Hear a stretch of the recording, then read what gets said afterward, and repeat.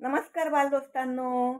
आपल्या डवणे आजींच्या सुरस कथा या कहाण्यांमध्ये या यूट्यूब चॅनलमध्ये तुमचं खूप खूप स्वागत आहे. आज मी तुम्हाला देव तारी त्याला कोण मारी ही गोष्ट सांगते. देव तारी त्याला कोण मारी. तारी तारी म्हणजे तारणं, वाचवणं, टू सेव्ह, समोरच्या माणसाला वाचवणं. जर एखाद्या समोरच्या माणसाला वाचवायचं असं देवानीच ठरवलं तर त्याला कोणीही मारू शकत नाही असा या म्हणीचा अर्थ होतो. देवतारी त्याला कोण मारी. आणि मी जी ही तुम्हाला आज गोष्ट सांगते ती एक सत्य घटना आहे. सत्य घटना म्हणजे खरी घडलेली गोष्ट. आत्ता काहीतरी 2014 किंवा 15मध्ये टर्कीमध्ये भूकंप झाला. त्यावेळची मी तुम्हाला गोष्ट सांगते. तर त्या टर्कीमध्ये एक माणूस होता. तो माणूस खूप गरीब होता. कुठे गावाहून वगैरे इथे शहरात कमवायला आला होता. पण त्याला धड नोकरी लागली नव्हती. नोकरी लागली तर त्याच्यात पगार जास्त नव्हता. तुटपुंजा पगार होता. त्याचं काही केला भागत नव्हतं त्या पैशामध्ये. तो रोज देवाला कोसायचा की काय हे केवढूसा पगार, मला काय भरपूर पैसे मिळत नाही, काय नाही, कसं करू. खायला प्यायला धड घेतलं तर घराचं भाडं द्यायला पैसे नाही, घराचं भाडं दिलं तर खायला प्यायला पैसे उरायचे नाही. असं सगळं काहीतरी त्याचं चाललं होतं. कंटाळला होता बिचारा. आणि असं इकडचं तिकडचं सावरता सावरता काय झालं, तो ज्या घरात राहत होता त्या घराचं भाडं द्यायचं थकलं. तो 5-6 महिने भाडं देऊ शकला नाही त्या घरमालकाला.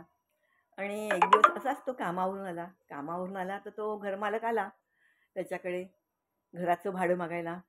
तर हा गयावया करायला लागला, मालक नाही आहेत माझ्याकडे पैसे, नाही आहेत माझ्याकडे. माणूस प्रामाणिक होता पण त्याच्याकडे खरोखरच पैसे नव्हते तर तो देणार कुठून. त्याला देवाचाही राग येत होता. काय हे देवानी मला किती दारिद्र्य दिलंय की माझ्याकडे साधं भाडं द्यायला पैसे नाही.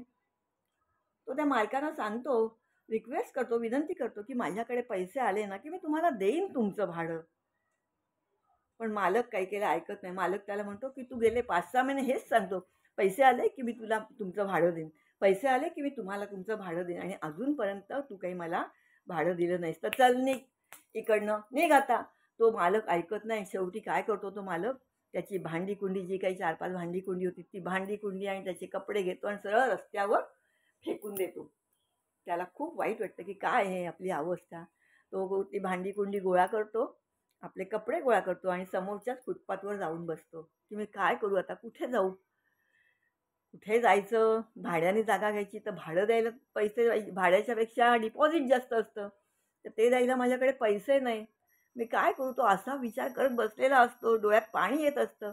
तितक्यात बाळांनो काय झालं माहिती आहे, जोराचा आवाज आला धडामकन, आणि तिकडे मोठा भूकंप झाला आणि त्याच्या डोळ्यासमोर ती बिल्डिंग सगळी पडली.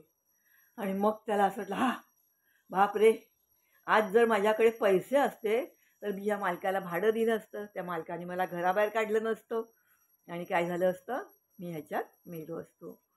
तेव्हा देव ताई त्याला कोण मारी. देवाला ह्याला वाचवायचं होतं म्हणून देवाने ह्याला गेले 5-6 महिने दारिद्र्यात ठेवलं. त्याला राग येत होता देवाचा की काय हे देवाने मला पैसे दिले नाही, पैसे दिले नाही.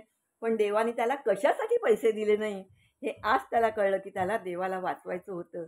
देवाने त्याला अशा प्रकारे वाचवलं होतं. दारिद्र्य दिलं पण त्याचा जीव तर वाचला ना. तो मालक त्या बिल्डिंगमध्ये गेला, त्या बिल्डिंगमधली सगळी माणसं गेली, पण ह्याचं सामान त्या मालकाने घराबाहेर काढलं, फेकून दिलं, त्याला पण घराबाहेर चालतं केलं, म्हणून हा वाचला.